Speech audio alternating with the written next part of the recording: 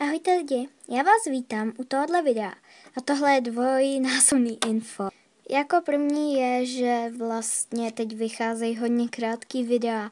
Já se za to strašně moc omlouvám, ale prostě mě toto Viva video nechce vydat, když je to delší jak 2 minuty, tak za to prostě musím zaplatit, takže u hodně věcí pospíchám. Takže za to se vám chci omluvit a druhá informačka. Já mám nový žvíkačky! Jsou to žvíkačky od Pedra. Je jich tam docela jako hodně a je tam i takový tetování. Dneska si je tu rozbalíme.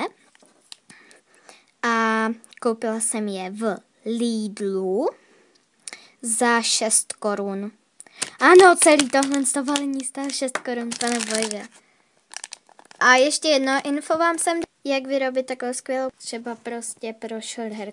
Je to obyčejný vatový tampon. Ten polštářek to je vlastně čistič na dýmky chlupatej, zavalený do ruličky.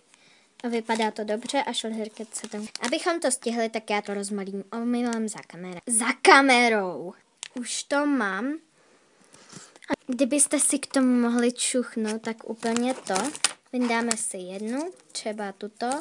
Jedna váží tedy 5 gramů. V jednom balení jich je 5. Takže teď si vezmeme jednu a prostě jdeme ji rozbalit. Mám tam takhle srdíčko. A mohla jsem si to koupit za to, že jsem měla z cestu jedničku s hvězdičkou. Ahoj!